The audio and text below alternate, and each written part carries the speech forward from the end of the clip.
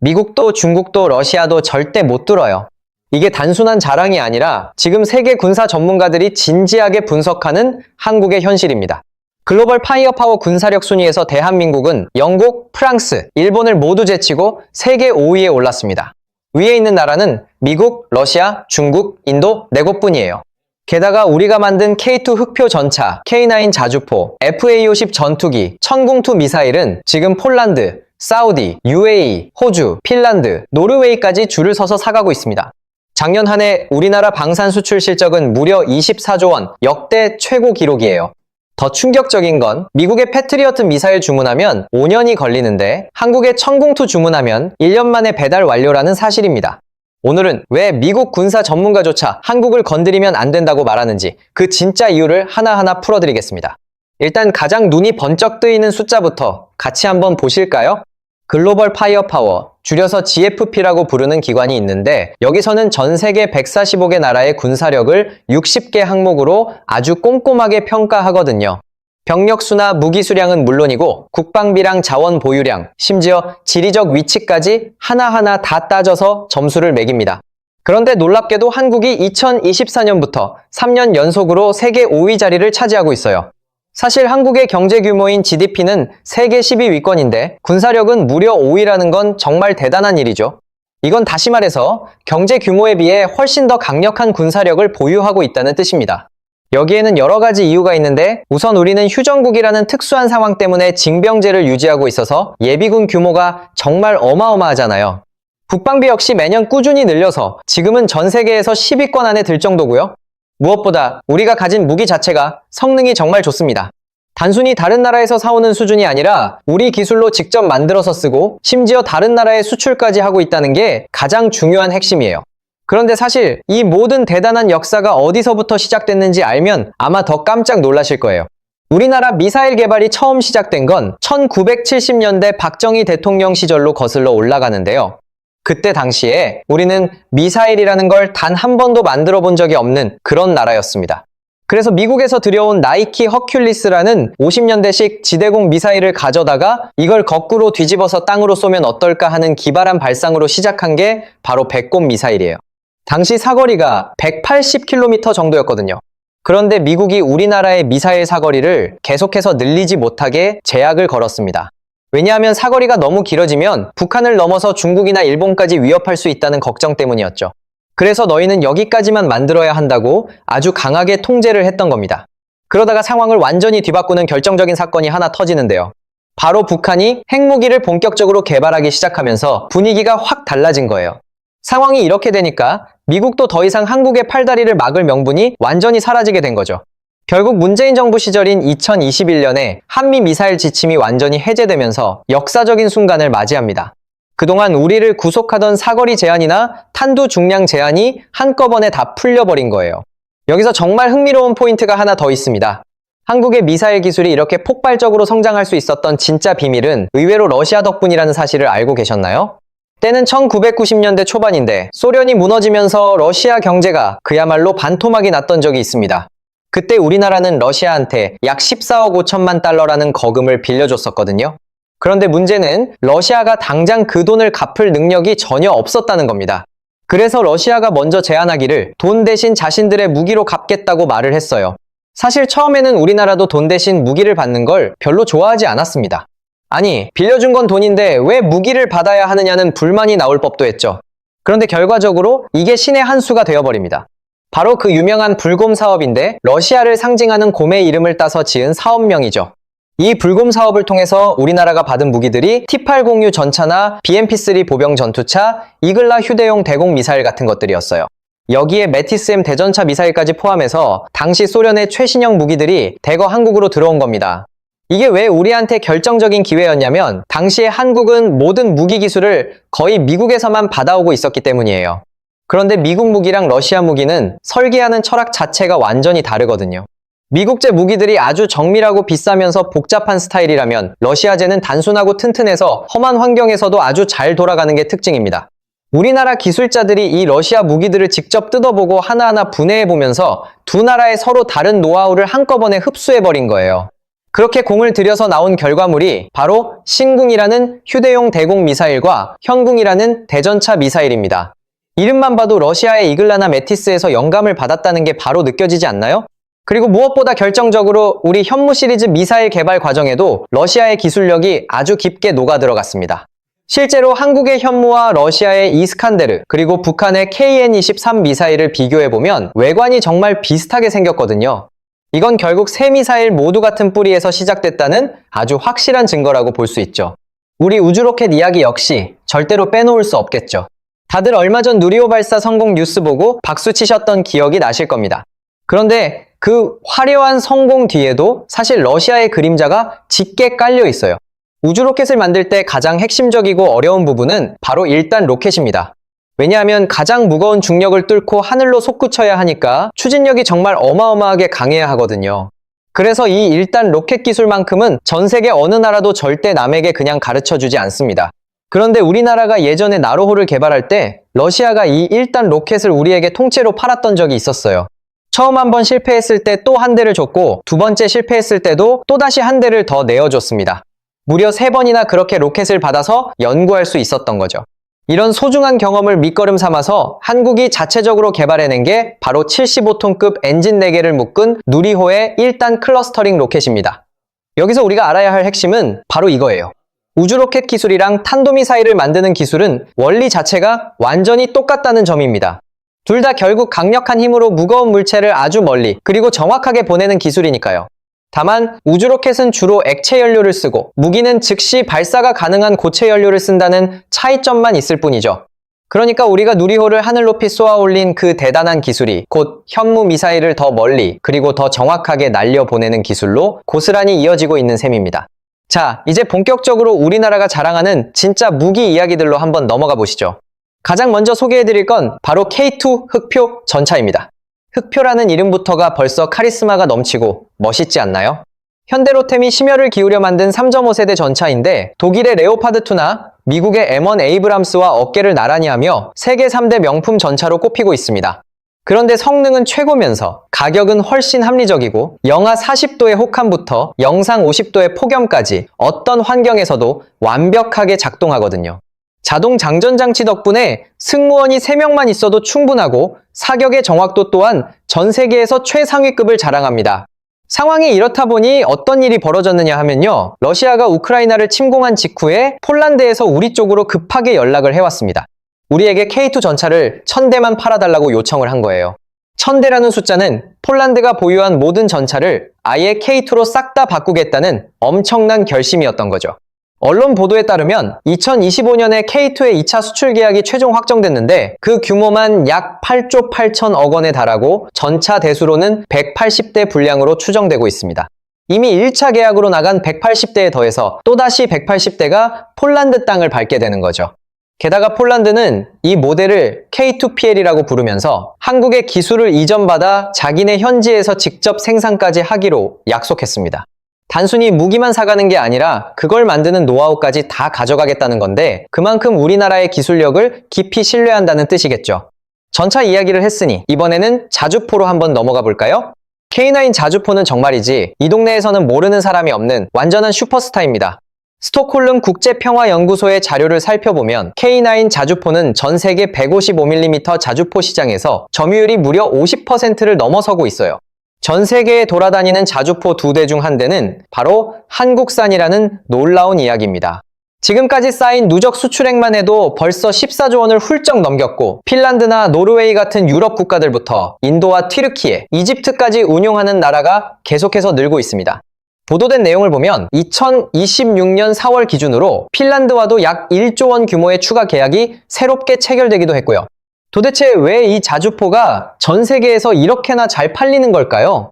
일단 사거리가 어마어마하게 길어서 일반탄은 40km, 특수탄을 쓰면 60km 밖까지 시원하게 날아가고 1분에 6발에서 8발이나 쏠 수 있는 미친 속도를 자랑하거든요. 여기에 5명만 있어도 운용이 가능한 자동 장전 장치까지 갖췄는데 가장 결정적인 매력은 바로 착한 가격과 빠른 납기 속도입니다. 독일의 명품 자주포인 PZH-2000은 한 대 가격이 거의 300억 원에 육박하지만 우리 K9은 그 절반 가격밖에 안 되거든요. 게다가 주문을 넣으면 정말 눈 깜짝할 사이에 빨리 만들어서 보내줍니다. 사실 전쟁이 당장 터졌는데 5년 뒤에나 받을 수 있는 무기는 아무리 좋아봤자 소용이 없잖아요. 그런데 자주포라는 무기에는 구조적으로 어쩔 수 없는 치명적인 약점이 하나 숨어 있습니다. 그건 바로 발사 속도인데 아무리 빨라봤자 결국 한 발 쏘고 다시 장전하고 또 쏘는 과정이 필요하기 때문이죠. 이렇게 되면 적군이 우리 위치를 계산해서 반격을 가할 수 있는 충분한 시간이 생겨버리거든요. 그래서 우리 기술자들이 생각한 기발한 발상이 뭐였느냐면 그러면 미사일을 아예 한꺼번에 비처럼 쏟아부어버리면 어떨까 하는 거였습니다. 그렇게 탄생한 게 바로 다연장 로켓, 영어로는 MLRS라고 부르는 무기 체계입니다. 커다란 컨테이너 상자 안에 로켓 수십 발을 가득 넣어두고 단 10초 만에 그걸 전부 다 쏟아부어버리는 정말 무시무시한 무기죠. 미국이 만든 M270 모델과 그걸 트럭에 얹어 가볍게 만든 하이마스가 유명한데 이걸 한국 기술로 국산화에 성공한 게 바로 천무입니다. 이 천무는 이미 폴란드에 성공적으로 수출됐고 사거리 80km를 시작으로 이제는 무려 290km까지 날아가는 버전도 만들고 있어요. 특히 천무 안에는 로켓 말고도 더 무서운 녀석이 하나 더 들어갑니다. 미국에서 에이테크მს라고 부르는 육군 전술 지대지 미사일이 있는데 이걸 한국형으로 똑같이 재현한 게 바로 KTSSM이라는 미사일이에요. 이 미사일 한 발 안에는 작은 새끼탄들이 600개에서 700개 정도 꽉 차 있습니다. 그러니까 수류탄 700개가 하늘 높은 곳에서 한꺼번에 비처럼 쏟아져 내린다고 상상해 보시면 됩니다. 축구장 2배 정도 되는 면적 안에 사람이 있다면 사실상 전멸한다고 봐도 무방할 정도죠. 사람들이 이걸 두고 강철비라고 부르는 이유가 바로 여기에 있습니다. 우크라이나가 미국한테 제발 에이테크ම්스 좀 보내달라고 그렇게 매달렸던 이유도 바로 이 무시무시한 파괴력 때문이었고 우리 한국산 천무 역시 똑같은 위력을 발휘할 수 있습니다. 이번에는 시선을 옮겨서 하늘로 한번 올라가 볼까요? FA-50 파이팅 이글이라는 아주 늠름한 전투기가 우리에게 있습니다. 한국 항공우주산업인 카이가 직접 만든 경전투기인데 원래는 훈련용으로 만든 T-50을 전투용으로 발전시켰더니 이게 또 전 세계에서 대박이 났어요. 폴란드가 48대를 먼저 사갔고 말레이시아도 18대를 약 1조 2천억 원 규모로 계약을 맺었습니다. 뉴스에 따르면 말레이시아는 나중에 추가 옵션까지 다 합치면 최대 36대까지 도입할 가능성도 아주 높다고 하네요. 이미 이라크와 인도네시아, 필리핀의 콜롬비아까지 우리 비행기를 쓰고 있고 슬로바키아나 이집트도 큰 관심을 보이고 있습니다. 그런데 정말 놀라운 소식은 이제는 미국 시장 진출까지 넘보고 있다는 점이에요. 지금 미국 공군이 차세대 훈련기 사업을 꼼꼼하게 검토 중인데 여기에 우리 FA-50의 개량형이 유력한 후보로 계속 거론되고 있거든요. 물론 우리 항공산업에 아직 해결해야 할 숙제가 전혀 없는 건 아닙니다. 비행기에서 가장 중요한 심장이라고 할 수 있는 엔진 기술은 아직 미국에서 사다 쓰고 있는 상황이거든요. 우리가 공을 들이는 KF-21 전투기도 엔진만큼은 미국의 GE에서 만든 제품을 가져다 쓰고 있습니다. 왜냐하면 항공기 엔진이라는 게 전 세계에서 미국의 GE나 영국의 롤스로이스 같은 몇몇 나라만 만들 수 있는 최고 난도의 기술이기 때문이죠. 심지어 우주로켓 엔진은 이것보다 수천 배는 더 복잡하고 어려운 영역이라고 합니다. 그런데 놀랍게도 우리 대한민국이 이제는 그 영역까지 당당하게 넘보고 있다는 거예요. 현재 5,000파운드급 무인기 엔진 시험을 차근차근 진행 중이고 2030년대 중반이 되면 우리 KF-21에 들어갈 자체 엔진까지 직접 개발하겠다는 멋진 목표를 세워뒀습니다. 인구가 5,200만 명밖에 안 되는 작은 나라가 강대국들이 독점하던 항공 엔진 시장에 도전한다는 건 정말 기적 같은 일이라고 볼 수밖에 없네요. 이제는 정말로 무서운 무기 체계에 대한 이야기를 좀 해드려야 할 것 같습니다. 바로 미사일 부문인데 한국이 미사일 강국이라는 사실을 모르는 분들이 많지만 실제로는 정말 무시무시한 것들을 가지고 있거든요. 그 대표적인 주인공이 바로 현무5라는 이름의 탄도 미사일입니다. 전문 잡지의 보도를 보면 현무5의 탄두 중량은 무려 8톤에서 9톤에 달할 정도로 어마어마하다고 하는데요. 보통 다른 나라의 탄도미사일 탄두가 500kg에서 1톤 정도인 걸 감안하면 이게 얼마나 무식하게 큰 폭탄을 싣고 있는지 감이 오실 겁니다. 그래서 전문가들이 이 미사일을 두고 한국판 벙커버스터라거나 괴물 미사일이라는 별명으로 부르고 있습니다. 그런데 이 현무5가 정말 무서운 이유는 바로 우리나라 특유의 지형이랑 만났을 때 시너지가 나기 때문이에요. 미국의 유명한 벙커버스터는 목표물 안으로 뚫고 들어가서 안에서 강력한 폭발을 일으키는 방식입니다. 하지만 우리 현무5는 조금 다른 전략을 쓰고 있어요. 9톤이나 되는 묵직한 탄두가 마하 수십의 엄청난 속도로 떨어지면 상상도 못할 관통력이 저절로 생기거든요. 한마디로 땅속 깊은 곳까지 무지막지하게 파고 들어가서 터지는 방식인 거죠. 여기서 더 결정적인 포인트는 바로 한반도의 지형적 특징입니다. 우리나라 땅은 대부분이 아주 단단한 화강암으로 이루어져 있잖아요. 부드러운 흙보다 이런 딱딱한 화강암은 충격파를 전달하는 능력이 훨씬 더 강력합니다. 그러니까 이 미사일이 지하 깊숙이 박혀서 터지면 그 충격으로 거대한 인공 지진파가 발생하게 되는 거예요. 그러면 땅속에 만들어둔 빈 공간이나 벙커들이 그 충격을 못 이기고 한꺼번에 폭삭 내려앉게 됩니다. 북한의 지도자가 아무리 100m 지하 벙커에 꼭꼭 숨어 있다고 해도 현무 파이브 한 발이면 그냥 상황이 종료되는 셈이죠. 심지어 이 미사일은 지상에서 터질 때보다 지하에서 터질 때 그 위력이 훨씬 더 배가 된다고 하네요. 지상에서는 폭발 에너지가 사방으로 흩어지지만 지하 화강암 사이에서는 그 충격파가 갇힌 채로 고스란히 전달되기 때문입니다. 그분이 밤에 잠을 편히 못 자게 만드는 무기라는 말이 괜히 나오는 게 아니라는 거죠. 적의 공격을 막아내는 방어용 미사일 기술 역시 아주 대단합니다. 혹시 LSAM이라는 이름을 들어보신 적이 있으신가요? 한화시스템이랑 LIG-넥스원이 같이 힘을 합쳐 개발한 장거리 지대공 유도무기인데 사거리 150km에 고도 100km 이상에서도 적의 미사일을 요격할 수 있습니다. 이게 바로 미국의 사드와 비슷한 역할을 해주는 아주 든든한 무기체계거든요. 이제는 다른 나라 무기에 의지하지 않고도 우리 스스로의 힘으로 완벽한 미사일 방어망을 구축할 수 있게 됐다는 뜻입니다. 지금 개발 중인 LSAM-2라는 개량형은 훨씬 더 높은 고도에서도 적을 떨어뜨릴 수 있다고 하네요. 그리고 천궁2에 얽힌 이야기는 정말 들을 때마다 전율이 느껴질 정도입니다. 2022년에 UAE에 약 4조 1,500억 원 규모로 처음 수출됐을 때만 해도 이게 한국 단일 무기 수출 역사상 최고 기록이었거든요. 그런데 그게 끝이 아니라 시작이었습니다. 2024년에는 사우디아라비아와 약 4조 2천억 원, 그리고 같은 해 9월에는 이라크와 약 3조 7천억 원이라는 엄청난 계약이 연달아 터졌으니까요. UAE와 사우디, 그리고 이라크까지 중동의 핵심 3개국이 모두 우리 천궁2를 선택한 겁니다. 도대체 왜 그들은 한국 무기를 그토록 원하는 걸까요? 지금 그 동네는 반군들이 미사일이랑 드론을 마구 쏘아대고 이란의 위협이 늘 도사리고 있어서 방공망이 절실하거든요. 하지만 미국의 패트리어트는 가격이 너무 비싼 데다 주문해도 한참을 기다려야 하는 상황입니다. 반면에 한국의 천궁2는 가격도 합리적이면서 이미 그 성능까지 완벽하게 검증을 마쳤거든요. 여기서 정말 깜짝 놀랄만한 사실을 하나 알려드릴게요.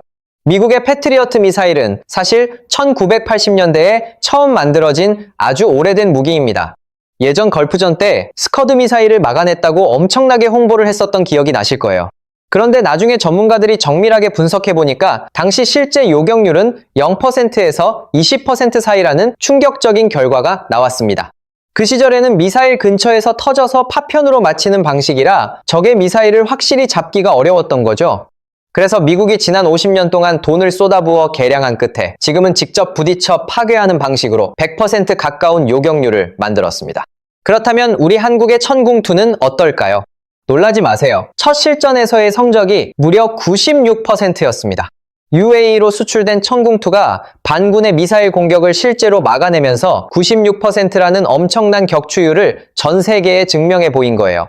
미국이 50년이나 걸려서 도달한 그 높은 수준을 우리나라는 단 한 번의 실전에서 바로 보여준 셈입니다. 그 비결은 의외로 간단한데 미국이 80년대에 무기를 만들 때보다 지금 한국의 전자나 반도체 기술이 훨씬 더 앞서 있기 때문이죠. 우리나라는 처음부터 가장 최신 기술들을 쏟아부어서 무기를 만들었으니까 이런 결과가 가능한 겁니다. 상황이 이렇게 돌아가니까 어떤 재미있는 일이 생겼는지 아세요? UAE가 자신들이 가지고 있던 천궁2 미사일 30발을 비행기에 실어서 다시 미국으로 보내주는 일까지 벌어졌습니다. 지금 미국이 패트리어트 물량이 너무 모자라서 사드까지 다시 챙겨갈 정도로 상황이 아주 급했거든요. 미국이 1년에 패트리어트를 1000발 정도 생산하는데 전쟁이 터지면 그 1000발을 일주일 만에 다 써버릴 정도로 소모가 빠릅니다. 지금 주문해도 5년은 기다려야 하는 미국 무기와 달리 한국 무기는 신청만 하면 1년 안에 바로 배달이 가능합니다. 폴란드와 맺은 25조 원 규모의 대박 계약도 바로 이런 신속함 덕분에 따낼 수 있었던 거예요. 게다가 패트리어트는 한 발에 60억 원에서 비싸면 80억 원이나 하지만 우리 천궁2는 한 발에 15억에서 20억 원 수준이면 충분합니다.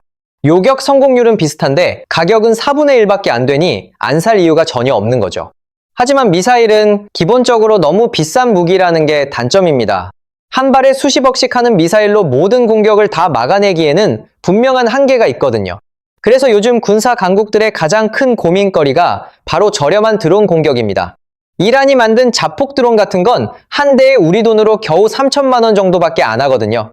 60억짜리 비싼 미사일로 3천만 원짜리 드론을 잡는 건 경제적으로 너무 손해보는 장사잖아요. 그래서 우리나라가 만든 회심의 카드가 바로 비호 자주대공포입니다. 30mm 기관포 두 문에 대공미사일을 결합한 비호복합이라는 무기인데 이게 드론을 잡는 데는 정말 기가 막힌 성능을 보여줍니다. 30mm 포탄 한 발이면 드론을 아주 시원하게 격추할 수 있고 비용은 미사일의 1000분의 1도 안 들거든요. 여기에 신궁 미사일까지 더해서 촘촘한 방어망을 겹겹이 쌓아 올리고 있습니다. 여기서 한 발 더 나아가서 우리는 미래 기술도 아주 빠르게 발전시키고 있어요. 바로 청광이라고 부르는 레이저 무기인데 빛의 속도로 레이저를 쏴서 드론을 떨어뜨리는 방식입니다. 놀랍게도 한 발 쏘는데 드는 비용이 2,000원밖에 안 된다고 하네요. 이 정도 가격이면 정말 적이 아무리 몰려와도 부담 없이 마구 쏠 수 있겠죠. 물론 아직은 기술적으로 보완할 점들이 조금 남아있긴 하지만 우리 연구원들이 계속해서 성능을 끌어올리고 있습니다. 여기에 북한의 장사정포를 막아낼 한국형 아이언돔인 LAMD 시스템도 곧 실전에 배치될 예정이고요. 결국 우리나라의 방공 시스템은 가까운 곳은 비호가, 그 위는 천궁이, 더 높은 곳은 LSAM이 막아주는 아주 완벽한 다층 구조로 완성되고 있습니다. 이스라엘 부럽지 않은 아주 촘촘한 그물망이 우리 한반도 하늘 위에 쫙 깔려 있다는 얘기죠. 자, 이제는 바다 쪽으로 한번 시선을 돌려보도록 하겠습니다. 우리 해군의 자랑인 도산한 창호급 잠수함은 전 세계에서도 아주 특별한 대우를 받는 녀석입니다. 이 잠수함의 가장 놀라운 특징은 디젤 엔진을 쓰는 잠수함인데도 탄도 미사일을 발사할 수 있다는 점이에요. 보통 이런 기술은 엄청나게 큰 핵 추진 잠수함들만 할 수 있는 거라고 다들 생각했었거든요. 그런데 우리 기술로 이걸 디젤 잠수함에서 구현해냈고 최근에는 리튬이온 배터리까지 넣어서 잠항 시간도 엄청나게 늘어났습니다. 이런 뛰어난 성능 때문에 지금 캐나다 해군에서도 우리 잠수함을 아주 유력하게 검토하고 있다는 소식이 들려오고 있어요.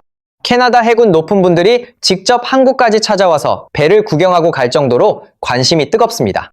바다 위에 떠있는 배들도 만만치 않게 강력한 전력을 자랑하고 있습니다. 세종대왕급이나 정조대왕급 같은 이지스 구축함들이 우리 바다를 든든하게 지키고 있거든요.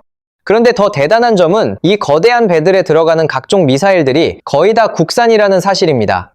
배를 잡는 혜성, 땅을 공격하는 해룡, 그리고 날아오는 적을 막는 해군까지 전부 우리 손으로 직접 만들고 있어요. 여기서 해성 미사일 이야기를 잠깐 해보자면 예전 포클랜드 전쟁 때 미사일 한 발의 위력이 얼마나 대단한지 전 세계가 똑똑히 목격했었죠. 당시 아르헨티나의 미사일 한 발에 영국의 최신형 군함이 가라앉는 걸 보고 다들 충격에 빠졌었습니다. 그 이후로 미국의 하품 같은 미사일들이 시장을 장악했는데 우리가 만든 해성은 그 하품보다 성능이 더 좋다는 평가를 받고 있어요. 결국 우리나라 해군은 배부터 잠수함, 그리고 그 안에 들어가는 미사일까지 거의 모든 걸 스스로 해결하고 있는 셈입니다. 성능은 미국제랑 비교해도 손색이 없는데 가격은 절반도 안 되니 정말 가성비 하나는 끝내주는 거죠. 하지만 여러분, 무기만 좋다고 해서 국방이 완성되는 건 아닙니다. 우리에게는 정말로 무시무시한 비밀카드라고 할 수 있는 핵심 전력이 하나 더 숨겨져 있거든요. 바로 707 특수임무단이랑 13특임단이라고 부르는 한국형 참수부대의 존재입니다. 미국의 유명한 특수부대들은 인질 구출이나 정찰 같은 여러 가지 임무를 다양하게 수행하는데요. 하지만 우리 참수부대의 임무는 아주 심플하게 하나로 정해져 있습니다. 오로지 단 한 명의 핵심 인물만을 끝까지 추적해서 제거하는 것이 그들의 유일한 목표예요. 북한이라는 체제 자체가 김정은 한 명에게 모든 권력이 집중된 구조라 우두머리만 사라지면 시스템 전체가 무너지는 특징이 있기 때문입니다. 그래서 우리 군은 그를 정확하고 신속하게 제거하는 시나리오를 안보의 가장 중요한 핵심으로 보고 있습니다. 이 부대원들은 오로지 그 임무 하나만을 위해서 매일 훈련하고 연구하며 모든 전술을 그쪽에만 집중하고 있어요. 지금까지 쭉 살펴보시니까 우리나라의 군사력이 단순히 한두 분야만 강한 게 아니라는 게 느껴지시나요? 전차부터 자주포, 전투기, 미사일, 잠수함에 이르기까지 거의 모든 무기 체계를 우리 스스로 만들어내는 나라가 바로 대한민국입니다. 이건 다시 말해서 다른 나라의 눈치를 보지 않고 우리 마음대로 작전을 펼칠 수 있는 전략적 자립성을 갖췄다는 뜻이기도 하거든요. 실제로 이런 능력을 완벽하게 갖춘 나라는 전 세계에서 미국이나 중국, 러시아 정도를 제외하면 우리 한국이 거의 유일합니다. 이런 탄탄한 기초 체력 덕분에 우리나라 방산산업은 지금 그야말로 전성기를 맞이하고 있어요. 한 보도에 따르면 한국은 이미 전 세계 무기 수출 시장에서 당당히 세계 4위 자리까지 치고 올라갔습니다. 이제는 우리 앞에 미국과 러시아, 프랑스 정도밖에 남지 않았을 정도로 무서운 성장세를 보여주고 있는 거죠. 특히 2025년에는 방산 수출액이 33조 원을 돌파할 것으로 예상되는데 이건 정말 전 세계가 깜짝 놀랄 만한 성적표입니다. 우리나라 방산 기업들의 성장 속도를 보면 전 세계 평균보다 무려 5배나 더 빠르게 성장하고 있다고 하니까요. 이 기세라면 조만간 전 세계에서 세 번째로 무기를 많이 파는 나라가 될지도 모르는 일입니다.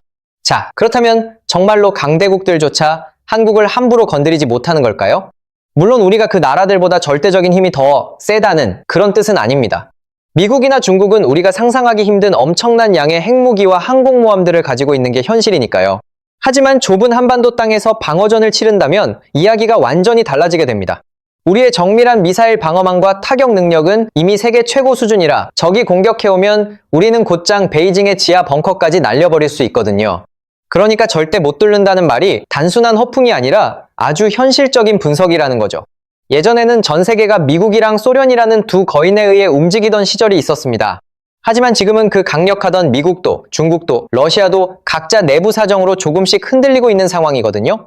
골목을 지키던 대장들이 힘이 빠지니까 여기저기서 크고 작은 분쟁들이 계속해서 터져나오고 있습니다. 지금 우리가 보고 있는 우크라이나나 중동의 전쟁들이 바로 그런 혼란스러운 시대상을 보여주는 증거들이죠. 그런데 역설적이게도 이런 혼란스러운 상황이 우리 한국 방산에게는 엄청난 기회가 되고 있습니다. 전 세계가 무기를 사려고 줄을 서는데 이미 물량이 꽉 찬 서구권 국가들 대신 다들 한국으로 달려오고 있거든요.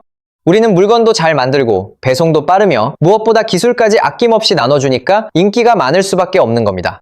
결국 세계의 안보 위기가 우리 경제를 성장시키는 아주 강력한 동력이 되어주고 있는 셈이죠.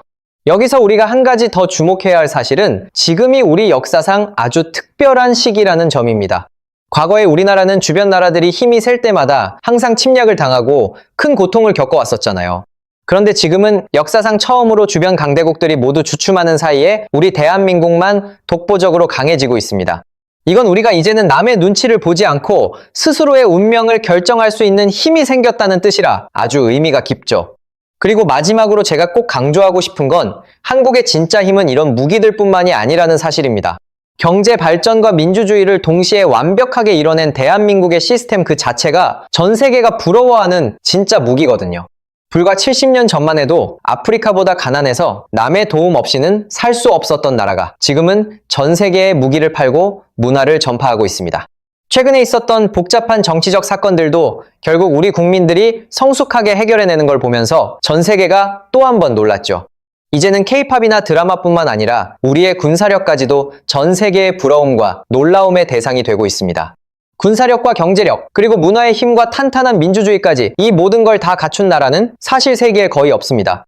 예전에 위대한 왕들도 이루지 못했던 그런 글로벌한 영향력을 지금 우리 세대가 당당하게 보여주고 있는 겁니다. 우리가 만든 무기들과 그걸 지켜내는 우리 군인들의 헌신이 지금 이 순간에도 한반도의 평화를 아주 굳건하게 지켜내고 있다는 사실을 꼭 기억해 주세요. 진짜 평화라는 건 그냥 입으로만 외친다고 오는 게 아니라 누구도 넘볼 수 없는 강한 힘을 가졌을 때만 지킬 수 있는 거니까요. 긴 시간 영상 끝까지 함께 해주셔서 정말 감사드리고요. 저는 다음에 더 재미있고 유익한 이야기로 다시 돌아오겠습니다. 시청해주셔서 감사합니다. 미국도 중국도 러시아도 절대 못 뚫어요. 이게 단순한 자랑이 아니라 지금 세계 군사 전문가들이 진지하게 분석하는 한국의 현실입니다. 글로벌 파이어파워 군사력 순위에서 대한민국은 영국, 프랑스, 일본을 모두 제치고 세계 5위에 올랐습니다. 위에 있는 나라는 미국, 러시아, 중국, 인도 4곳뿐이에요. 게다가 우리가 만든 K2 흑표 전차, K9 자주포, FA-50 전투기, 천궁2 미사일은 지금 폴란드, 사우디, UAE, 호주, 핀란드, 노르웨이까지 줄을 서서 사가고 있습니다. 작년 한 해 우리나라 방산 수출 실적은 무려 24조 원, 역대 최고 기록이에요. 더 충격적인 건 미국의 패트리어트 미사일 주문하면 5년이 걸리는데 한국의 천궁2 주문하면 1년 만에 배달 완료라는 사실입니다. 오늘은 왜 미국 군사 전문가조차 한국을 건드리면 안 된다고 말하는지 그 진짜 이유를 하나하나 풀어드리겠습니다. 일단 가장 눈이 번쩍 뜨이는 숫자부터 같이 한번 보실까요? 글로벌 파이어파워, 줄여서 GFP라고 부르는 기관이 있는데 여기서는 전 세계 145개 나라의 군사력을 60개 항목으로 아주 꼼꼼하게 평가하거든요. 병력 수나 무기 수량은 물론이고 국방비랑 자원 보유량, 심지어 지리적 위치까지 하나하나 다 따져서 점수를 매깁니다. 그런데 놀랍게도 한국이 2024년부터 3년 연속으로 세계 5위 자리를 차지하고 있어요.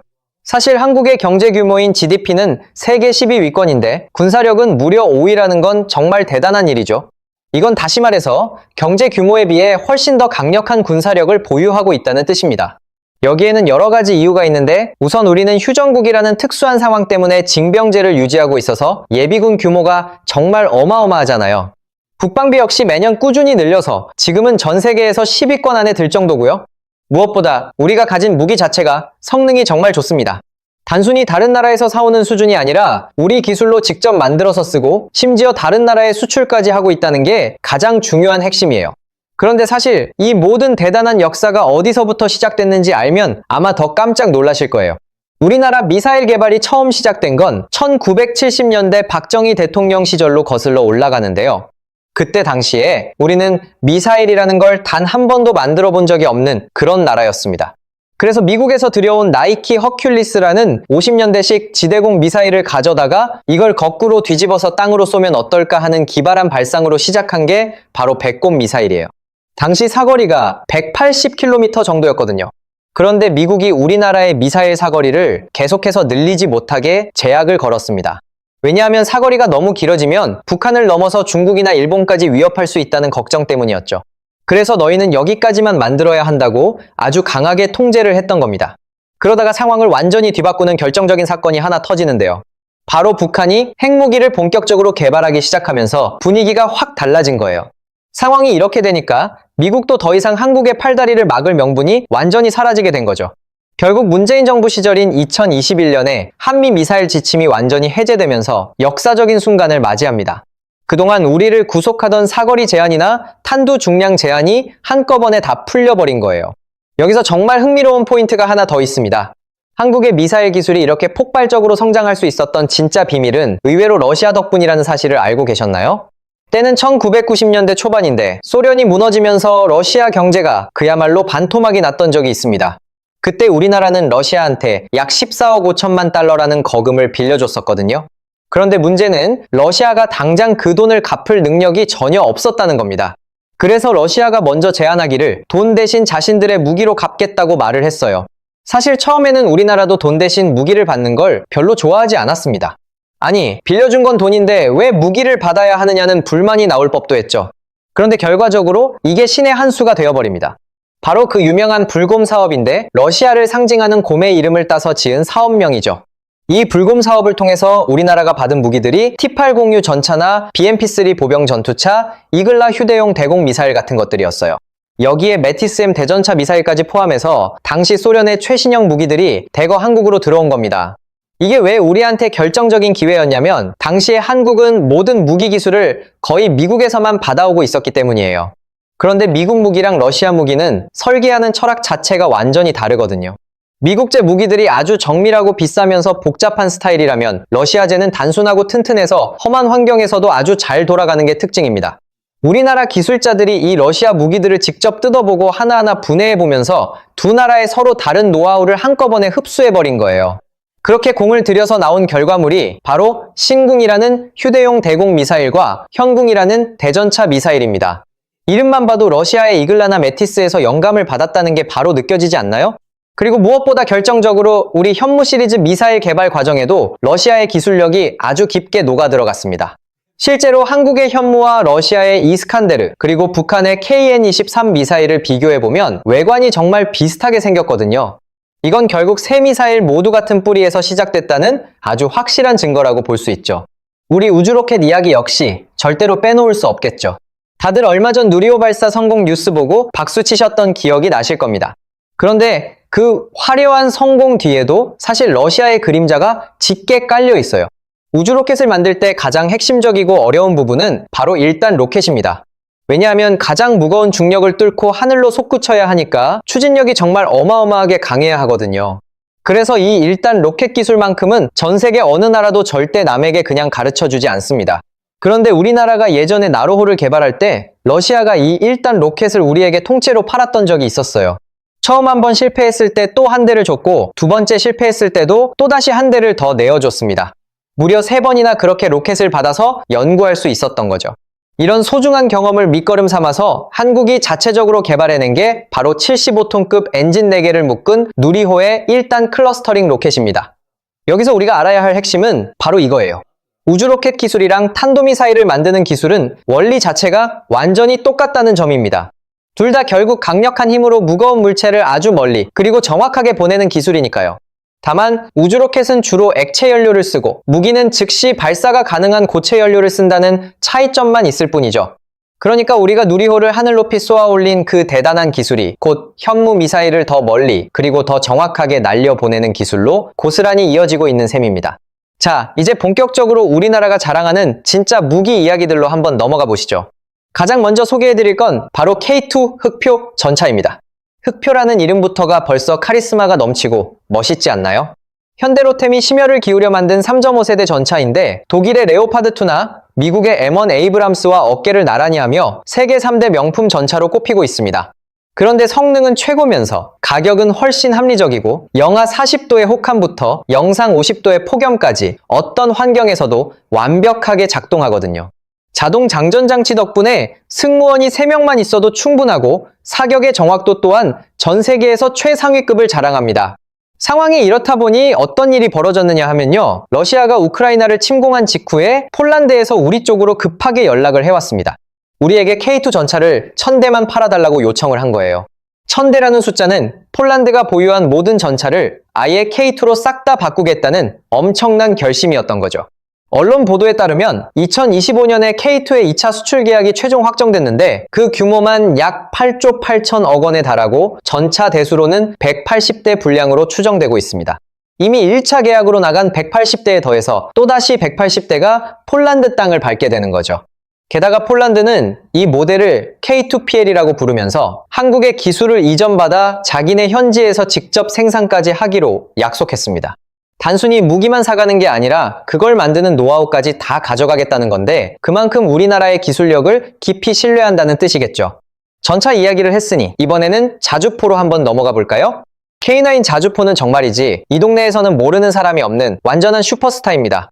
스톡홀름 국제평화연구소의 자료를 살펴보면 K9 자주포는 전 세계 155mm 자주포 시장에서 점유율이 무려 50%를 넘어서고 있어요. 전 세계에 돌아다니는 자주포 2대 중 한 대는 바로 한국산이라는 놀라운 이야기입니다. 지금까지 쌓인 누적 수출액만 해도 벌써 14조 원을 훌쩍 넘겼고 핀란드나 노르웨이 같은 유럽 국가들부터 인도와 튀르키예, 이집트까지 운용하는 나라가 계속해서 늘고 있습니다. 보도된 내용을 보면 2026년 4월 기준으로 핀란드와도 약 1조 원 규모의 추가 계약이 새롭게 체결되기도 했고요. 도대체 왜 이 자주포가 전 세계에서 이렇게나 잘 팔리는 걸까요? 일단 사거리가 어마어마하게 길어서 일반탄은 40km, 특수탄을 쓰면 60km 밖까지 시원하게 날아가고 1분에 6발에서 8발이나 쏠 수 있는 미친 속도를 자랑하거든요. 여기에 5명만 있어도 운용이 가능한 자동 장전 장치까지 갖췄는데 가장 결정적인 매력은 바로 착한 가격과 빠른 납기 속도입니다. 독일의 명품 자주포인 PZH-2000은 한 대 가격이 거의 300억 원에 육박하지만 우리 K9은 그 절반 가격밖에 안 되거든요. 게다가 주문을 넣으면 정말 눈 깜짝할 사이에 빨리 만들어서 보내줍니다. 사실 전쟁이 당장 터졌는데 5년 뒤에나 받을 수 있는 무기는 아무리 좋아봤자 소용이 없잖아요. 그런데 자주포라는 무기에는 구조적으로 어쩔 수 없는 치명적인 약점이 하나 숨어 있습니다. 그건 바로 발사 속도인데 아무리 빨라봤자 결국 한 발 쏘고 다시 장전하고 또 쏘는 과정이 필요하기 때문이죠. 이렇게 되면 적군이 우리 위치를 계산해서 반격을 가할 수 있는 충분한 시간이 생겨버리거든요. 그래서 우리 기술자들이 생각한 기발한 발상이 뭐였느냐면 그러면 미사일을 아예 한꺼번에 비처럼 쏟아부어버리면 어떨까 하는 거였습니다. 그렇게 탄생한 게 바로 다연장 로켓, 영어로는 MLRS라고 부르는 무기 체계입니다. 커다란 컨테이너 상자 안에 로켓 수십 발을 가득 넣어두고 단 10초 만에 그걸 전부 다 쏟아부어버리는 정말 무시무시한 무기죠. 미국이 만든 M270 모델과 그걸 트럭에 얹어 가볍게 만든 하이마스가 유명한데 이걸 한국 기술로 국산화에 성공한 게 바로 천무입니다. 이 천무는 이미 폴란드에 성공적으로 수출됐고 사거리 80km를 시작으로 이제는 무려 290km까지 날아가는 버전도 만들고 있어요. 특히 천무 안에는 로켓 말고도 더 무서운 녀석이 하나 더 들어갑니다. 미국에서 에이테크მს라고 부르는 육군 전술 지대지 미사일이 있는데 이걸 한국형으로 똑같이 재현한 게 바로 KTSSM이라는 미사일이에요.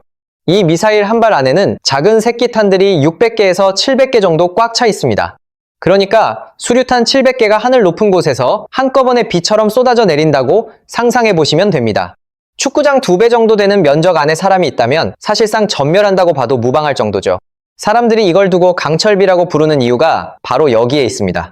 우크라이나가 미국한테 제발 에이테크스 좀 보내달라고 그렇게 매달렸던 이유도 바로 이 무시무시한 파괴력 때문이었고, 우리 한국산 천무 역시 똑같은 위력을 발휘할 수 있습니다. 이번에는 시선을 옮겨서 하늘로 한번 올라가 볼까요? FA-50 파이팅 이글이라는 아주 늠름한 전투기가 우리에게 있습니다. 한국 항공우주산업인 카이가 직접 만든 경전투기인데, 원래는 훈련용으로 만든 T-50을 전투용으로 발전시켰더니 이게 또 전 세계에서 대박이 났어요. 폴란드가 48대를 먼저 사갔고, 말레이시아도 18대를 약 1조 2천억 원 규모로 계약을 맺었습니다. 뉴스에 따르면 말레이시아는 나중에 추가 옵션까지 다 합치면 최대 36대까지 도입할 가능성도 아주 높다고 하네요. 이미 이라크와 인도네시아, 필리핀의 콜롬비아까지 우리 비행기를 쓰고 있고, 슬로바키아나 이집트도 큰 관심을 보이고 있습니다. 그런데 정말 놀라운 소식은 이제는 미국 시장 진출까지 넘보고 있다는 점이에요. 지금 미국 공군이 차세대 훈련기 사업을 꼼꼼하게 검토 중인데, 여기에 우리 FA-50의 개량형이 유력한 후보로 계속 거론되고 있거든요. 물론 우리 항공산업에 아직 해결해야 할 숙제가 전혀 없는 건 아닙니다. 비행기에서 가장 중요한 심장이라고 할 수 있는 엔진 기술은 아직 미국에서 사다 쓰고 있는 상황이거든요. 우리가 공을 들이는 KF-21 전투기도 엔진만큼은 미국의 GE에서 만든 제품을 가져다 쓰고 있습니다. 왜냐하면 항공기 엔진이라는 게 전 세계에서 미국의 GE나 영국의 롤스로이스 같은 몇몇 나라만 만들 수 있는 최고 난도의 기술이기 때문이죠. 심지어 우주로켓 엔진은 이것보다 수천 배는 더 복잡하고 어려운 영역이라고 합니다. 그런데 놀랍게도 우리 대한민국이 이제는 그 영역까지 당당하게 넘보고 있다는 거예요. 현재 5,000파운드급 무인기 엔진 시험을 차근차근 진행 중이고, 2030년대 중반이 되면 우리 KF-21에 들어갈 자체 엔진까지 직접 개발하겠다는 멋진 목표를 세워뒀습니다. 인구가 5,200만 명밖에 안 되는 작은 나라가 강대국들이 독점하던 항공 엔진 시장에 도전한다는 건 정말 기적 같은 일이라고 볼 수밖에 없네요. 이제는 정말로 무서운 무기 체계에 대한 이야기를 좀 해드려야 할 것 같습니다. 바로 미사일 부문인데, 한국이 미사일 강국이라는 사실을 모르는 분들이 많지만 실제로는 정말 무시무시한 것들을 가지고 있거든요. 그 대표적인 주인공이 바로 현무5라는 이름의 탄도 미사일입니다. 전문 잡지의 보도를 보면 현무5의 탄두 중량은 무려 8톤에서 9톤에 달할 정도로 어마어마하다고 하는데요.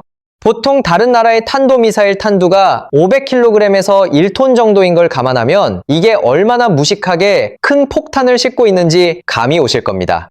그래서 전문가들이 이 미사일을 두고 한국판 벙커버스터라거나 괴물 미사일이라는 별명으로 부르고 있습니다. 그런데 이 현무5가 정말 무서운 이유는 바로 우리나라 특유의 지형이랑 만났을 때 시너지가 나기 때문이에요. 미국의 유명한 벙커버스터는 목표물 안으로 뚫고 들어가서 안에서 강력한 폭발을 일으키는 방식입니다. 하지만 우리 현무5는 조금 다른 전략을 쓰고 있어요.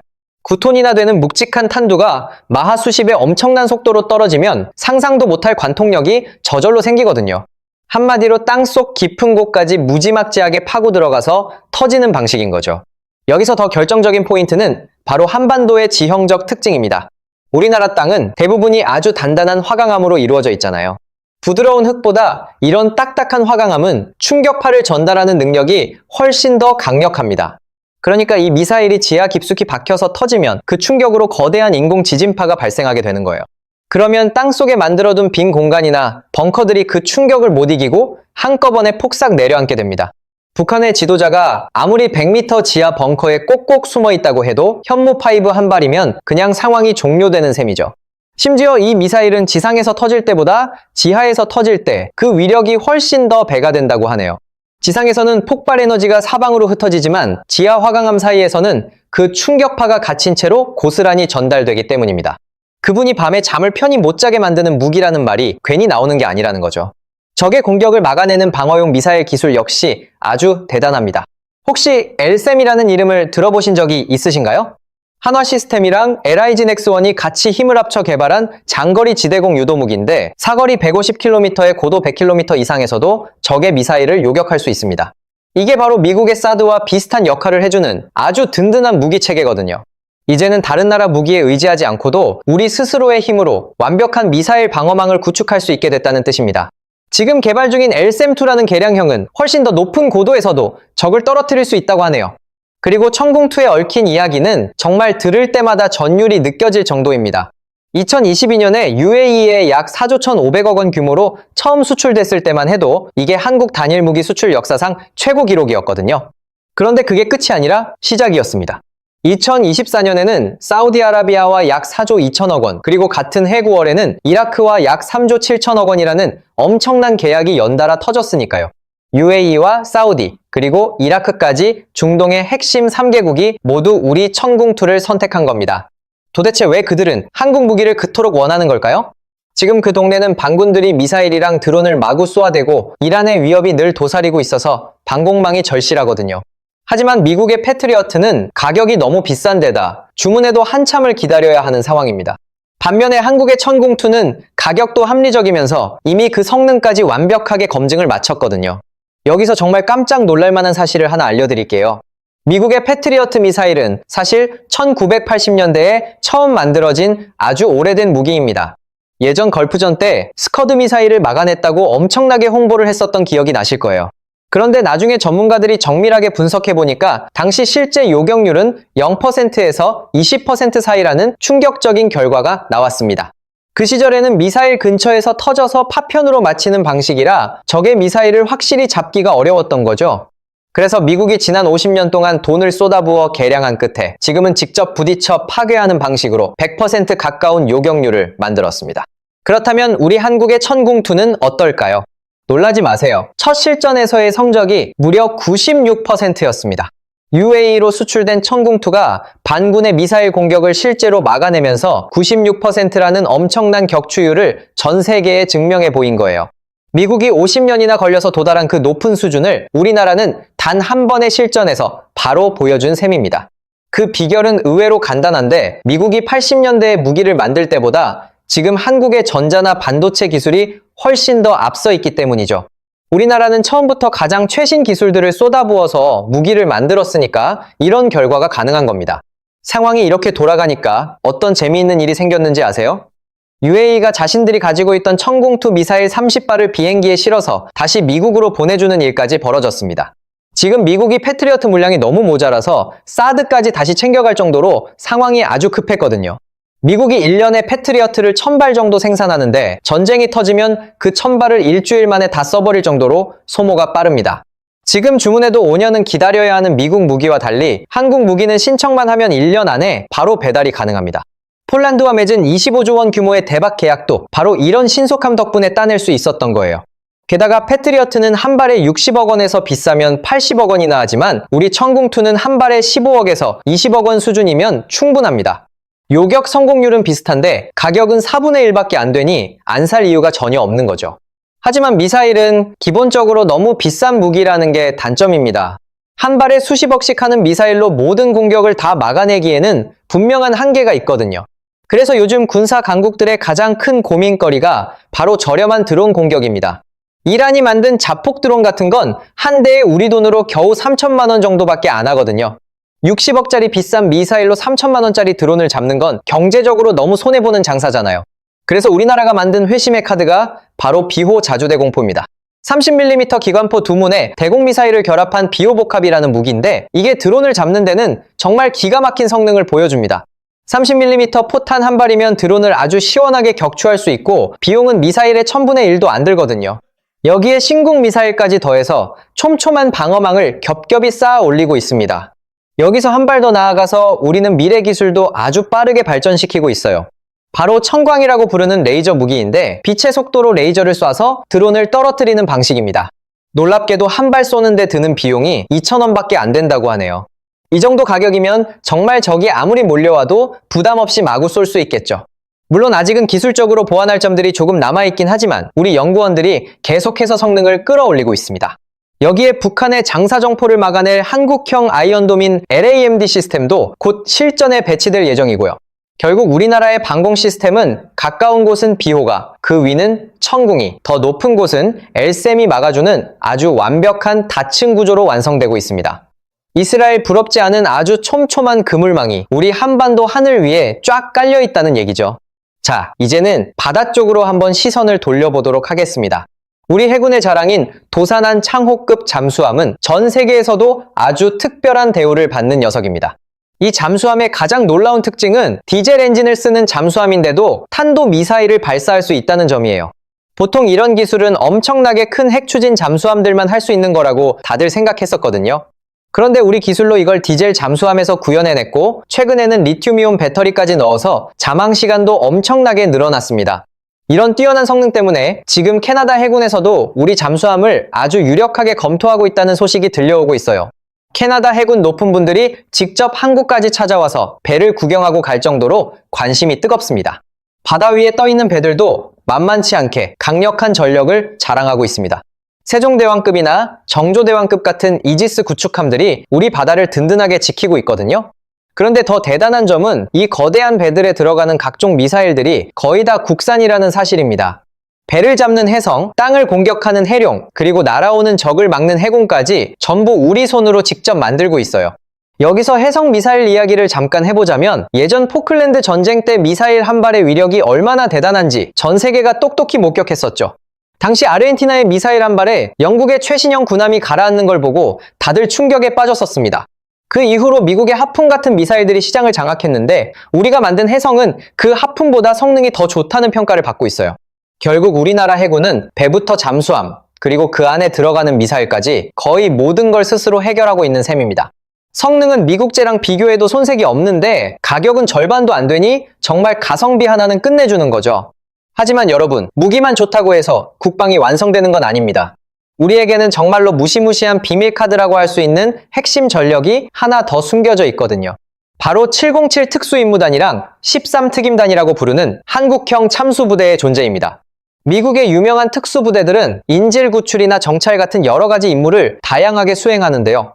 하지만 우리 참수부대의 임무는 아주 심플하게 하나로 정해져 있습니다. 오로지 단 한 명의 핵심 인물만을 끝까지 추적해서 제거하는 것이 그들의 유일한 목표예요. 북한이라는 체제 자체가 김정은 한 명에게 모든 권력이 집중된 구조라 우두머리만 사라지면 시스템 전체가 무너지는 특징이 있기 때문입니다. 그래서 우리 군은 그를 정확하고 신속하게 제거하는 시나리오를 안보의 가장 중요한 핵심으로 보고 있습니다. 이 부대원들은 오로지 그 임무 하나만을 위해서 매일 훈련하고 연구하며 모든 전술을 그쪽에만 집중하고 있어요. 지금까지 쭉 살펴보시니까 우리나라의 군사력이 단순히 한두 분야만 강한 게 아니라는 게 느껴지시나요? 전차부터 자주포, 전투기, 미사일, 잠수함에 이르기까지 거의 모든 무기 체계를 우리 스스로 만들어내는 나라가 바로 대한민국입니다. 이건 다시 말해서 다른 나라의 눈치를 보지 않고 우리 마음대로 작전을 펼칠 수 있는 전략적 자립성을 갖췄다는 뜻이기도 하거든요. 실제로 이런 능력을 완벽하게 갖춘 나라는 전 세계에서 미국이나 중국, 러시아 정도를 제외하면 우리 한국이 거의 유일합니다. 이런 탄탄한 기초체력 덕분에 우리나라 방산산업은 지금 그야말로 전성기를 맞이하고 있어요. 한 보도에 따르면 한국은 이미 전 세계 무기 수출 시장에서 당당히 세계 4위 자리까지 치고 올라갔습니다. 이제는 우리 앞에 미국과 러시아, 프랑스 정도밖에 남지 않았을 정도로 무서운 성장세를 보여주고 있는 거죠. 특히 2025년에는 방산 수출액이 33조 원을 돌파할 것으로 예상되는데 이건 정말 전 세계가 깜짝 놀랄 만한 성적표입니다. 우리나라 방산 기업들의 성장 속도를 보면 전 세계 평균보다 무려 5배나 더 빠르게 성장하고 있다고 하니까요. 이 기세라면 조만간 전 세계에서 세 번째로 무기를 많이 파는 나라가 될지도 모르는 일입니다. 자, 그렇다면 정말로 강대국들조차 한국을 함부로 건드리지 못하는 걸까요? 물론 우리가 그 나라들보다 절대적인 힘이 더 세다는 그런 뜻은 아닙니다. 미국이나 중국은 우리가 상상하기 힘든 엄청난 양의 핵무기와 항공모함들을 가지고 있는 게 현실이니까요. 하지만 좁은 한반도 땅에서 방어전을 치른다면 이야기가 완전히 달라지게 됩니다. 우리의 정밀한 미사일 방어망과 타격 능력은 이미 세계 최고 수준이라 적이 공격해오면 우리는 곧장 베이징의 지하 벙커까지 날려버릴 수 있거든요. 그러니까 절대 못 뚫는다는 말이 단순한 허풍이 아니라 아주 현실적인 분석이라는 거죠. 예전에는 전 세계가 미국이랑 소련이라는 두 거인에 의해 움직이던 시절이 있었습니다. 하지만 지금은 그 강력하던 미국도, 중국도, 러시아도 각자 내부 사정으로 조금씩 흔들리고 있는 상황이거든요. 골목을 지키던 대장들이 힘이 빠지니까 여기저기서 크고 작은 분쟁들이 계속해서 터져나오고 있습니다. 지금 우리가 보고 있는 우크라이나나 중동의 전쟁들이 바로 그런 혼란스러운 시대상을 보여주는 증거들이죠. 그런데 역설적이게도 이런 혼란스러운 상황이 우리 한국 방산에게는 엄청난 기회가 되고 있습니다. 전 세계가 무기를 사려고 줄을 서는데 이미 물량이 꽉 찬 서구권 국가들 대신 다들 한국으로 달려오고 있거든요. 우리는 물건도 잘 만들고 배송도 빠르며 무엇보다 기술까지 아낌없이 나눠주니까 인기가 많을 수밖에 없는 겁니다. 결국 세계의 안보 위기가 우리 경제를 성장시키는 아주 강력한 동력이 되어주고 있는 셈이죠. 여기서 우리가 한 가지 더 주목해야 할 사실은 지금이 우리 역사상 아주 특별한 시기라는 점입니다. 과거에 우리나라는 주변 나라들이 힘이 셀 때마다 항상 침략을 당하고 큰 고통을 겪어왔었잖아요. 그런데 지금은 역사상 처음으로 주변 강대국들이 모두 주춤하는 사이에 우리 대한민국만 독보적으로 강해지고 있습니다. 이건 우리가 이제는 남의 눈치를 보지 않고 스스로의 운명을 결정할 수 있는 힘이 생겼다는 뜻이라 아주 의미가 깊죠. 그리고 마지막으로 제가 꼭 강조하고 싶은 건 한국의 진짜 힘은 이런 무기들 뿐만이 아니라는 사실입니다. 경제 발전과 민주주의를 동시에 완벽하게 이뤄낸 대한민국의 시스템 그 자체가 전 세계가 부러워하는 진짜 무기거든요. 불과 70년 전만 해도 아프리카보다 가난해서 남의 도움 없이는 살 수 없었던 나라가 지금은 전 세계에 무기를 팔고 문화를 전파하고 있습니다. 최근에 있었던 복잡한 정치적 사건들도 결국 우리 국민들이 성숙하게 해결해내는 걸 보면서 전 세계가 또 한 번 놀랐죠. 이제는 K-팝이나 드라마뿐만 아니라 우리의 군사력까지도 전 세계의 부러움과 놀라움의 대상이 되고 있습니다. 군사력과 경제력, 그리고 문화의 힘과 탄탄한 민주주의까지 이 모든 걸 다 갖춘 나라는 사실 세계에 거의 없습니다. 예전에 위대한 왕들도 이루지 못했던 그런 글로벌한 영향력을 지금 우리 세대가 당당하게 보여주고 있는 겁니다. 우리가 만든 무기들과 그걸 지켜내는 우리 군인들의 헌신이 지금 이 순간에도 한반도의 평화를 아주 굳건하게 지켜내고 있다는 사실을 꼭 기억해 주세요. 진짜 평화라는 건 그냥 입으로만 외친다고 오는 게 아니라 누구도 넘볼 수 없는 강한 힘을 가졌을 때만 지킬 수 있는 거니까요. 긴 시간 영상 끝까지 함께 해주셔서 정말 감사드리고요. 저는 다음에 더 재미있고 유익한 이야기로 다시 돌아오겠습니다. 시청해주셔서 감사합니다. 미국도 중국도 러시아도 절대 못 뚫어요. 이게 단순한 자랑이 아니라 지금 세계 군사 전문가들이 진지하게 분석하는 한국의 현실입니다. 글로벌 파이어파워 군사력 순위에서 대한민국은 영국, 프랑스, 일본을 모두 제치고 세계 5위에 올랐습니다. 위에 있는 나라는 미국, 러시아, 중국, 인도 4곳뿐이에요. 게다가 우리가 만든 K2 흑표 전차, K9 자주포, FA-50 전투기, 천궁2 미사일은 지금 폴란드, 사우디, UAE, 호주, 핀란드, 노르웨이까지 줄을 서서 사가고 있습니다. 작년 한 해 우리나라 방산 수출 실적은 무려 24조 원, 역대 최고 기록이에요. 더 충격적인 건 미국의 패트리어트 미사일 주문하면 5년이 걸리는데 한국의 천궁2 주문하면 1년 만에 배달 완료라는 사실입니다. 오늘은 왜 미국 군사 전문가조차 한국을 건드리면 안 된다고 말하는지 그 진짜 이유를 하나하나 풀어드리겠습니다. 일단 가장 눈이 번쩍 뜨이는 숫자부터 같이 한번 보실까요? 글로벌 파이어파워, 줄여서 GFP라고 부르는 기관이 있는데 여기서는 전 세계 145개 나라의 군사력을 60개 항목으로 아주 꼼꼼하게 평가하거든요. 병력 수나 무기 수량은 물론이고 국방비랑 자원 보유량, 심지어 지리적 위치까지 하나하나 다 따져서 점수를 매깁니다. 그런데 놀랍게도 한국이 2024년부터 3년 연속으로 세계 5위 자리를 차지하고 있어요. 사실 한국의 경제 규모인 GDP는 세계 10위권인데 군사력은 무려 5위라는 건 정말 대단한 일이죠. 이건 다시 말해서 경제 규모에 비해 훨씬 더 강력한 군사력을 보유하고 있다는 뜻입니다. 여기에는 여러 가지 이유가 있는데 우선 우리는 휴전국이라는 특수한 상황 때문에 징병제를 유지하고 있어서 예비군 규모가 정말 어마어마하잖아요. 국방비 역시 매년 꾸준히 늘려서 지금은 전 세계에서 10위권 안에 들 정도고요. 무엇보다 우리가 가진 무기 자체가 성능이 정말 좋습니다. 단순히 다른 나라에서 사오는 수준이 아니라 우리 기술로 직접 만들어서 쓰고 심지어 다른 나라에 수출까지 하고 있다는 게 가장 중요한 핵심이에요. 그런데 사실 이 모든 대단한 역사가 어디서부터 시작됐는지 알면 아마 더 깜짝 놀라실 거예요. 우리나라 미사일 개발이 처음 시작된 건 1970년대 박정희 대통령 시절로 거슬러 올라가는데요. 그때 당시에 우리는 미사일이라는 걸 단 한 번도 만들어 본 적이 없는 그런 나라였습니다. 그래서 미국에서 들여온 나이키 허큘리스라는 50년대식 지대공 미사일을 가져다가 이걸 거꾸로 뒤집어서 땅으로 쏘면 어떨까 하는 기발한 발상으로 시작한 게 바로 백곰 미사일이에요. 당시 사거리가 180km 정도였거든요. 그런데 미국이 우리나라의 미사일 사거리를 계속해서 늘리지 못하게 제약을 걸었습니다. 왜냐하면 사거리가 너무 길어지면 북한을 넘어서 중국이나 일본까지 위협할 수 있다는 걱정 때문이었죠. 그래서 너희는 여기까지만 만들어야 한다고 아주 강하게 통제를 했던 겁니다. 그러다가 상황을 완전히 뒤바꾸는 결정적인 사건이 하나 터지는데요. 바로 북한이 핵무기를 본격적으로 개발하기 시작하면서 분위기가 확 달라진 거예요. 상황이 이렇게 되니까 미국도 더 이상 한국의 팔다리를 막을 명분이 완전히 사라지게 된 거죠. 결국 문재인 정부 시절인 2021년에 한미 미사일 지침이 완전히 해제되면서 역사적인 순간을 맞이합니다. 그동안 우리를 구속하던 사거리 제한이나 탄두 중량 제한이 한꺼번에 다 풀려버린 거예요. 여기서 정말 흥미로운 포인트가 하나 더 있습니다. 한국의 미사일 기술이 이렇게 폭발적으로 성장할 수 있었던 진짜 비밀은 의외로 러시아 덕분이라는 사실을 알고 계셨나요? 때는 1990년대 초반인데 소련이 무너지면서 러시아 경제가 그야말로 반토막이 났던 적이 있습니다. 그때 우리나라는 러시아한테 약 14억 5천만 달러라는 거금을 빌려줬었거든요. 그런데 문제는 러시아가 당장 그 돈을 갚을 능력이 전혀 없었다는 겁니다. 그래서 러시아가 먼저 제안하기를 돈 대신 자신들의 무기로 갚겠다고 말을 했어요. 사실 처음에는 우리나라도 돈 대신 무기를 받는 걸 별로 좋아하지 않았습니다. 아니, 빌려준 건 돈인데 왜 무기를 받아야 하느냐는 불만이 나올 법도 했죠. 그런데 결과적으로 이게 신의 한 수가 되어버립니다. 바로 그 유명한 불곰 사업인데 러시아를 상징하는 곰의 이름을 따서 지은 사업명이죠. 이 불곰 사업을 통해서 우리나라가 받은 무기들이 T-806 전차나 BMP-3 보병 전투차, 이글라 휴대용 대공 미사일 같은 것들이었어요.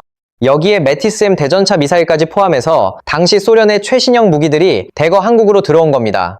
이게 왜 우리한테 결정적인 기회였냐면 당시에 한국은 모든 무기 기술을 거의 미국에서만 받아오고 있었기 때문이에요. 그런데 미국 무기랑 러시아 무기는 설계하는 철학 자체가 완전히 다르거든요. 미국제 무기들이 아주 정밀하고 비싸면서 복잡한 스타일이라면 러시아제는 단순하고 튼튼해서 험한 환경에서도 아주 잘 돌아가는 게 특징입니다. 우리나라 기술자들이 이 러시아 무기들을 직접 뜯어보고 하나하나 분해해보면서 두 나라의 서로 다른 노하우를 한꺼번에 흡수해버린 거예요. 그렇게 공을 들여서 나온 결과물이 바로 신궁이라는 휴대용 대공 미사일과 현궁이라는 대전차 미사일입니다. 이름만 봐도 러시아의 이글라나 메티스에서 영감을 받았다는 게 바로 느껴지지 않나요? 그리고 무엇보다 결정적으로 우리 현무 시리즈 미사일 개발 과정에도 러시아의 기술력이 아주 깊게 녹아 들어갔습니다.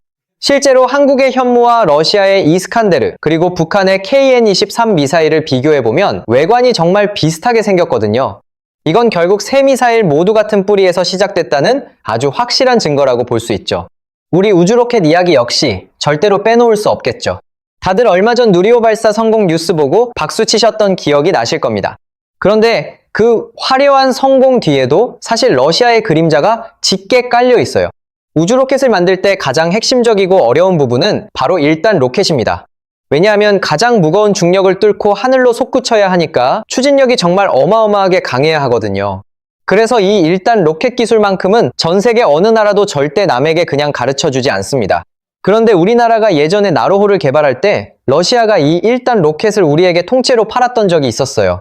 처음 한 번 실패했을 때 또 한 대를 줬고 두 번째 실패했을 때도 또다시 한 대를 더 내어줬습니다. 무려 3번이나 그렇게 로켓을 받아서 연구할 수 있었던 거죠. 이런 소중한 경험을 밑거름 삼아서 한국이 자체적으로 개발해낸 게 바로 75톤급 엔진 4개를 묶은 누리호의 1단 클러스터링 로켓입니다. 여기서 우리가 알아야 할 핵심은 바로 이거예요. 우주로켓 기술이랑 탄도미사일을 만드는 기술은 원리 자체가 완전히 똑같다는 점입니다. 둘 다 결국 강력한 힘으로 무거운 물체를 아주 멀리 그리고 정확하게 보내는 기술이니까요. 다만 우주로켓은 주로 액체 연료를 쓰고 무기는 즉시 발사가 가능한 고체 연료를 쓴다는 차이점만 있을 뿐이죠. 그러니까 우리가 누리호를 하늘 높이 쏘아 올린 그 대단한 기술이 곧 현무 미사일을 더 멀리 그리고 더 정확하게 날려보내는 기술로 고스란히 이어지고 있는 셈입니다. 자, 이제 본격적으로 우리나라가 자랑하는 진짜 무기 이야기들로 한번 넘어가 보시죠. 가장 먼저 소개해드릴 건 바로 K2 흑표 전차입니다. 흑표라는 이름부터가 벌써 카리스마가 넘치고 멋있지 않나요? 현대로템이 심혈을 기울여 만든 3.5세대 전차인데 독일의 레오파드2나 미국의 M1 에이브람스와 어깨를 나란히 하며 세계 3대 명품 전차로 꼽히고 있습니다. 그런데 성능은 최고면서 가격은 훨씬 합리적이고 영하 40도의 혹한부터 영상 50도의 폭염까지 어떤 환경에서도 완벽하게 작동하거든요. 자동 장전 장치 덕분에 승무원이 3명만 있어도 충분하고 사격의 정확도 또한 전 세계에서 최상위급을 자랑합니다. 상황이 이렇다 보니 어떤 일이 벌어졌느냐 하면요. 러시아가 우크라이나를 침공한 직후에 폴란드에서 우리 쪽으로 급하게 연락을 해왔습니다. 우리에게 K2 전차를 1000대만 팔아달라고 요청을 한 거예요. 1000대라는 숫자는 폴란드가 보유한 모든 전차를 아예 K2로 싹 다 바꾸겠다는 엄청난 결심이었던 거죠. 언론 보도에 따르면 2025년에 K2의 2차 수출 계약이 최종 확정됐는데 그 규모만 약 8조 8천억 원에 달하고 전차 대수로는 180대 분량으로 추정되고 있습니다. 이미 1차 계약으로 나간 180대에 더해서 또다시 180대가 폴란드 땅을 밟게 되는 거죠. 게다가 폴란드는 이 모델을 K2PL이라고 부르면서 한국의 기술을 이전받아 자기네 현지에서 직접 생산까지 하기로 약속했습니다. 단순히 무기만 사가는 게 아니라 그걸 만드는 노하우까지 다 가져가겠다는 건데 그만큼 우리나라의 기술력을 깊이 신뢰한다는 뜻이겠죠. 전차 이야기를 했으니 이번에는 자주포로 한번 넘어가 볼까요? K9 자주포는 정말이지 이 동네에서는 모르는 사람이 없는 완전한 슈퍼스타입니다. 스톡홀름 국제평화연구소의 자료를 살펴보면 K9 자주포는 전 세계 155mm 자주포 시장에서 점유율이 무려 50%를 넘어서고 있어요. 전 세계에 돌아다니는 자주포 2대 중 한 대는 바로 한국산이라는 놀라운 이야기입니다. 지금까지 쌓인 누적 수출액만 해도 벌써 14조 원을 훌쩍 넘겼고 핀란드나 노르웨이 같은 유럽 국가들부터 인도와 튀르키예, 이집트까지 운용하는 나라가 계속해서 늘고 있습니다. 보도된 내용을 보면 2026년 4월 기준으로 핀란드와도 약 1조 원 규모의 추가 계약이 새롭게 체결되기도 했고요. 도대체 왜 이 자주포가 전 세계에서 이렇게나 잘 팔리는 걸까요? 일단 사거리가 어마어마하게 길어서 일반탄은 40km, 특수탄을 쓰면 60km 밖까지 시원하게 날아가고 1분에 6발에서 8발이나 쏠 수 있는 미친 속도를 자랑하거든요. 여기에 5명만 있어도 운용이 가능한 자동 장전 장치까지 갖췄는데 가장 결정적인 매력은 바로 착한 가격과 빠른 납기 속도입니다. 독일의 명품 자주포인 PZH-2000은 한 대 가격이 거의 300억 원에 육박하지만 우리 K9은 그 절반 가격밖에 안 되거든요. 게다가 주문을 넣으면 정말 눈 깜짝할 사이에 빨리 만들어서 보내줍니다. 사실 전쟁이 당장 터졌는데 5년 뒤에나 받을 수 있는 무기는 아무리 좋아봤자 소용이 없잖아요. 그런데 자주포라는 무기에는 구조적으로 어쩔 수 없는 치명적인 약점이 하나 숨어 있습니다. 그건 바로 발사 속도인데 아무리 빨라봤자 결국 한 발 쏘고 다시 장전하고 또 쏘는 과정이 필요하기 때문이죠. 이렇게 되면 적군이 우리 위치를 계산해서 반격을 가할 수 있는 충분한 시간이 생겨버리거든요. 그래서 우리 기술자들이 생각한 기발한 발상이 뭐였느냐면 그러면 미사일을 아예 한꺼번에 비처럼 쏟아부어버리면 어떨까 하는 거였습니다. 그렇게 탄생한 게 바로 다연장 로켓, 영어로는 MLRS라고 부르는 무기 체계입니다. 커다란 컨테이너 상자 안에 로켓 수십 발을 가득 넣어두고 단 10초 만에 그걸 전부 다 쏟아부어버리는 정말 무시무시한 무기죠. 미국이 만든 M270 모델과 그걸 트럭에 얹어 가볍게 만든 하이마스가 유명한데 이걸 한국 기술로 국산화에 성공한 게 바로 천무입니다. 이 천무는 이미 폴란드에 성공적으로 수출됐고 사거리 80km를 시작으로 이제는 무려 290km까지 날아가는 버전도 만들고 있어요.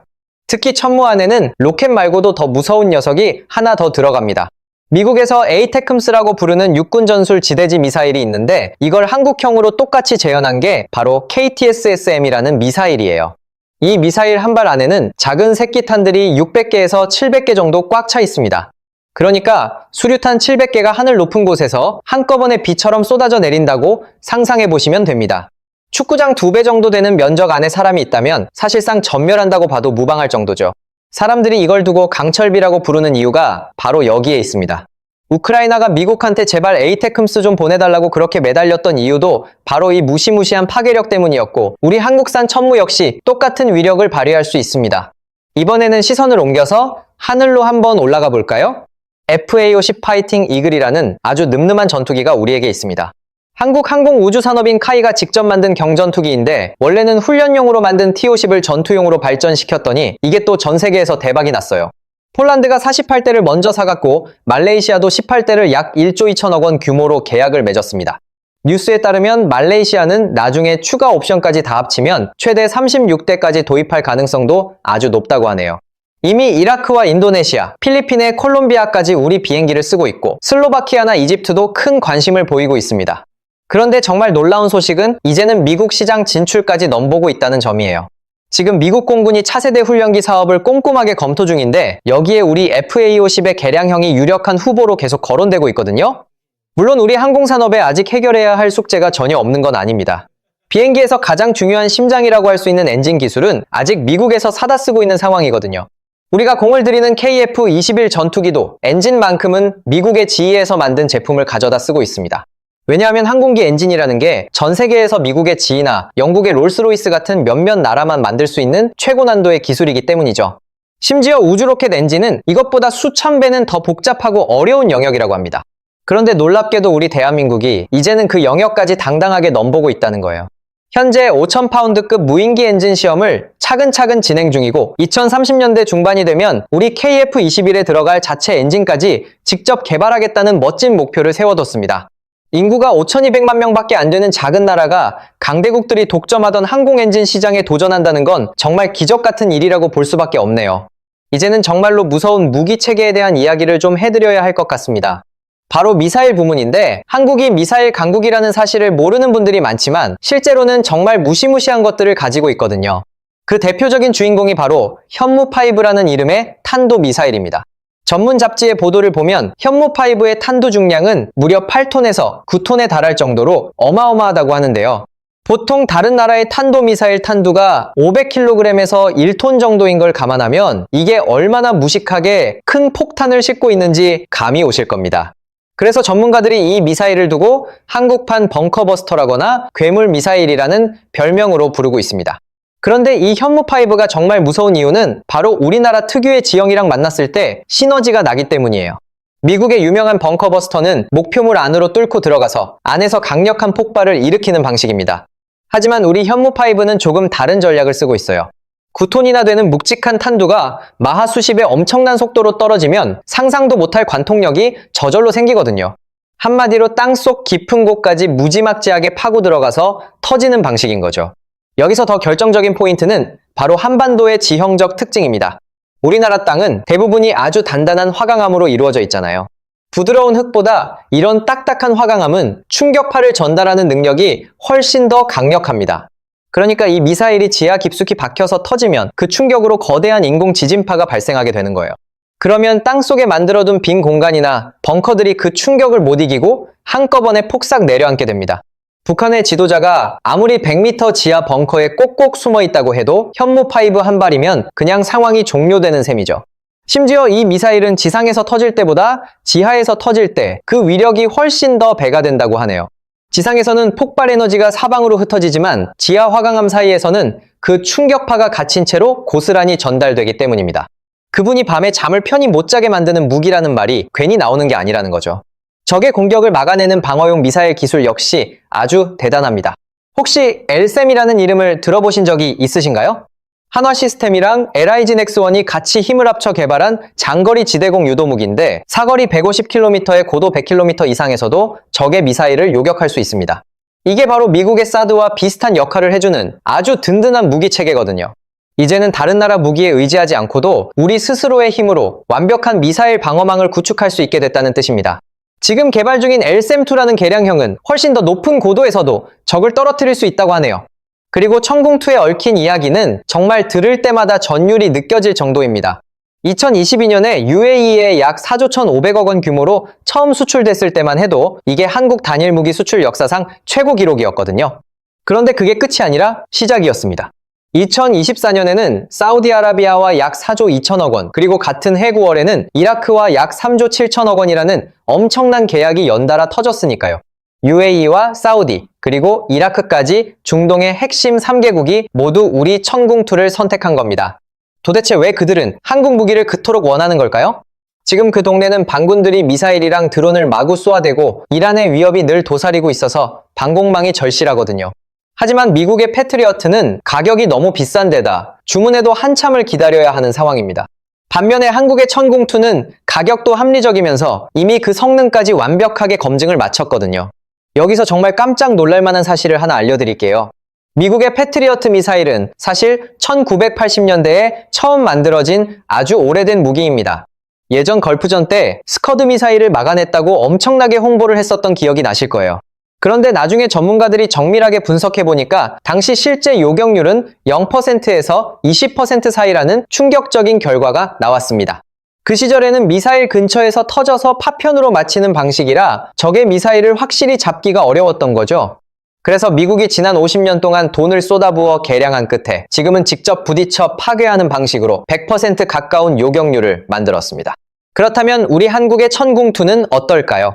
놀라지 마세요. 첫 실전에서의 성적이 무려 96%였습니다. UAE로 수출된 천궁2가 반군의 미사일 공격을 실제로 막아내면서 96%라는 엄청난 격추율을 전 세계에 증명해 보인 거예요. 미국이 50년이나 걸려서 도달한 그 높은 수준을 우리나라는 단 한 번의 실전에서 바로 보여준 셈입니다.